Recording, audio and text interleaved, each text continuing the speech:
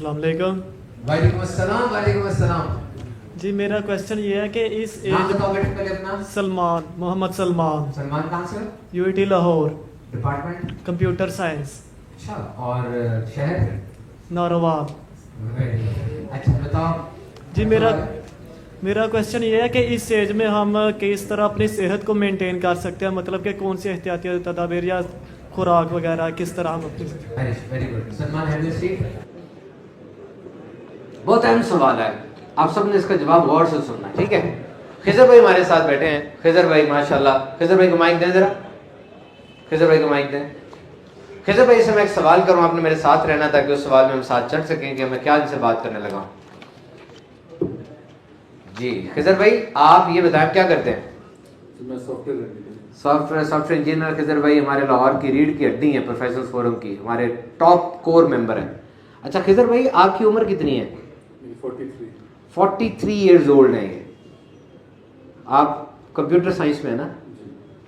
अच्छा देखें मेरी बात सुने, ये कितने साल के? This is his chronological age. ये इनकी क्रोनोलॉजिकल एज है जो कि दुनिया में हो जाती है, सबकी है। एक इनकी बायोलॉजिकल एज है, वो क्रोनोलॉजिकल एज नहीं होती, वो बायोलॉजिकल एज होती है। ये क्या करते हैं? आप जिम जाते हैं, खाने की भी तैयार करते हैं, साथ एक्सरसाइज भी करते हैं। इसका मतलब ये हुआ कि कंप्यूटर सॉफ्टवेयर इंजीनियर जब लैपटॉप पे बैठ रहा है, किस चीज से देख रहा है? आंखों से। इनकी आंखों की जो बायोलॉजिकल एज है वो ज्यादा है, जबकि दिल की बायोलॉजिकल एज कम है। बायोलॉजिकल एज क्या होती है? सेल्स की, टिश्यूज की और ऑर्गन्स की। क्योंकि दिल का तो ख्याल कर रहा है ना, ये एक्सरसाइज कर रहा है, जिम जा रहा है, खाने में एहतियात कर रहा है, तो दिल इसका जवान है। आंखें इसकी उस पेशे की वजह से थोड़ी सी बायोलॉजिकली ज्यादा ओल्ड है। तो आपकी जो उम्र है ना, आपकी दो उम्रें हैं। 60 साल का बाबा भी कैसा एक्टिव हुआ होता है ना, उसकी बायोलॉजिकल एज और है, उसका जिस्म कम कम घिस रहा है। आपकी इन्वायरमेंट का और आपके बिहेवियर का आपके जेनेटिक्स पे असर होता है। मेरे सामने खुली हुई तहकीक, एपिजेनेटिक मींस और बिहेवियर एंड एनवायरनमेंट अफेक्ट और जीन्स विदाउट चेंजिंग और डीएनए सीक्वेंस। डीएनए सीक्वेंस वही रहता है, डीएनए से मतलब रंग, नस्ल, आपका कद, ये नहीं चेंज होगा, लेकिन आपकी दीगर चीजें चेंज हो जाती हैं जो रिवर्स भी हो सकती हैं। तो इसके लिए जो चीज आपने करनी ना, सबसे पहले तो ईट वेल, अच्छा खाना खाएं।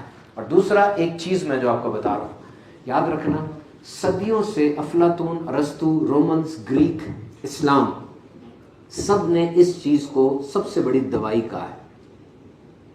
और ये वो काम मैं आपको बताने लगा हूं जिस काम को करने से 13 किस्म के कैंसर्स दूर होते हैं। 13 किस्म के कैंसर्स। और अगर कैंसर डायग्नोज हो जाए, 3 किस्म के कैंसर, एक प्रोस्टेट का, एक कोलोन का और एक ब्रेस्ट का, कोलोन बड़ी आंत का, तो ये काम कैंसर डायग्नोज होने के बाद भी शुरू किया जाए तो फायदा देता है। डिप्रेशन के अंदर ये काम सबसे ज्यादा फायदा देता है। न्यूरॉन्स नहीं बनती, लोग ये कहते थे, लेकिन अब साइंस साबित करती है ये काम करेंगे तो उसमें फायदा देगा। और वो काम है एक्सरसाइज। मैं भी आपका गला दबा दूं ना, 2 मिनट में आपको ऑक्सीजन की कीमत का पता चल जाएगा। मैं एक दिन आपको खाना ना दूं, आपको खाने की कीमत का पता चल जाएगा। मैं आधा दिन आपको पानी ना दूं, आपको पानी की कीमत का पता चल जाएगा। लेकिन एक्सरसाइज, ये खाना, पानी, ऑक्सीजन की तरह चीज है, लेकिन चूंकि फौरन रिजल्ट नहीं आता, हम इसको इग्नोर कर देते हैं। एक्सरसाइज को कभी डी ना करना, लाजमी एक्सरसाइज करना, लाजमी। शुरू में कौन सी करनी है, बाद में कौन सी करनी है, इस चीज को मद्देनजर रख लेना। लेकिन एक तहकीक और सुन लो, एक्सरसाइज बहुत अच्छी है, मैंने खुद साबित किया है। हाइपरटेंशन हो, डायबिटीज हो, मूड चेंज हो, सब में एक्सरसाइज बेस्ट है। लेकिन एक काम में एक्सरसाइज का रोल बहुत कम है, और वो है वेट लॉस।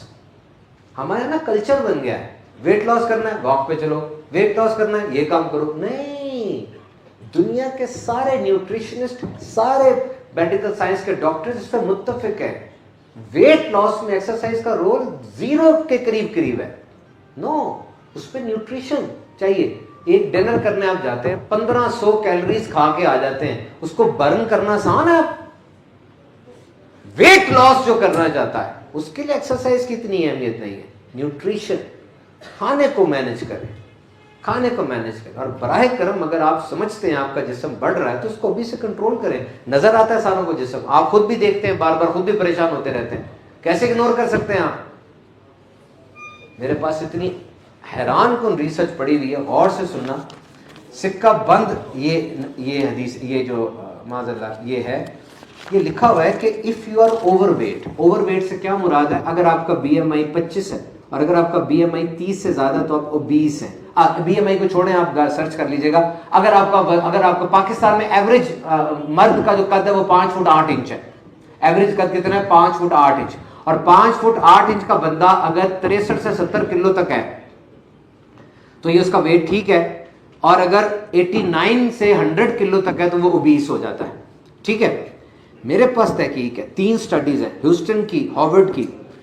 लिखा हुआ है कि अगर आपका वेट ओवरवेट है, 2009 में यूनिवर्सिटी ऑफ पिट्सबर्ग के अंदर MRI स्कैन भी किया गया, अगर आप ओवरवेट हैं तो आपका दिमाग 4% लेस वेट का होगा और आप अपनी उम्र से 8 साल ज्यादा बूढ़े नजर आएंगे दिमागी लिहाज से।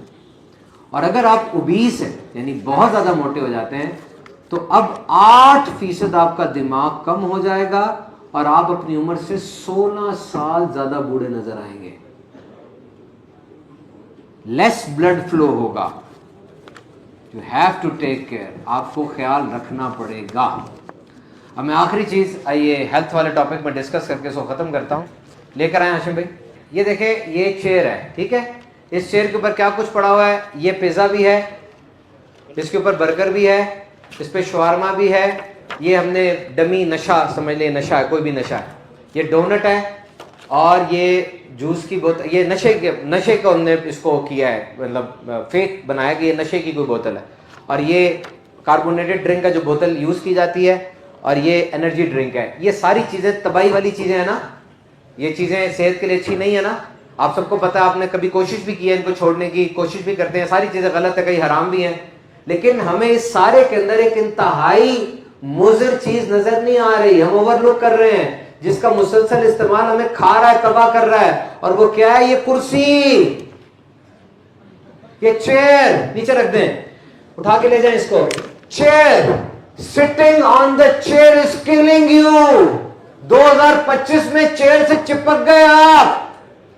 सुबह उठते हैं, बिस्तर से उठ के वॉशरूम गए, चेयर पे बैठे, वहां से फिर ब्रेकफास्ट की चेयर पे बैठे, वहां से गाड़ी की चेयर पे बैठे, फिर ऑफिस में आके चेयर पे बैठे, फिर उसके बाद शाम को आए, फिर किसी होटल की चेयर पे बैठे, टीवी देखने चेयर पे बैठे, हर जगह चेयर चेयर, रात को फिर सो गए। This is destroying you. Europe के अंदर यह कहा जा रहा है बकायदा कि स्टैंडिंग डेस्क लेकर आए, स्टैंडिंग डेस्क, खड़े होकर काम करना है। आपके जॉइंट्स तबाह हो रहे हैं, आपकी हड्डियां तबाह हो रही हैं। This chair is the new smoking, sitting is the new smoking. ये ले जाओ मेरी बात, आज आधे घंटे के बाद लाजमी उठ जाना है। चेयर लेकर आओ, चेयर लेकर आओ, चेयर लेकर आओ। आधे घंटे के बाद लाजमी उठ जाना है। और जब आप चेयर पे बैठे होंगे तो ये सोलेस पंप्स उसने सिखाए हैं, ये भी ह्यूस्टन यूनिवर्सिटी की टेक्निक है। अपने पांव को ऊपर ऐसे ऐसे करते रहना आपने, ऐसे 10 दफा इधर, 10 दफा इधर, और श्रग्स ऐसे करनी है, 10 दफा आगे, 10 दफा पीछे, और ऐसे ऐसे पांव को ऐसे ऐसे करते रहना।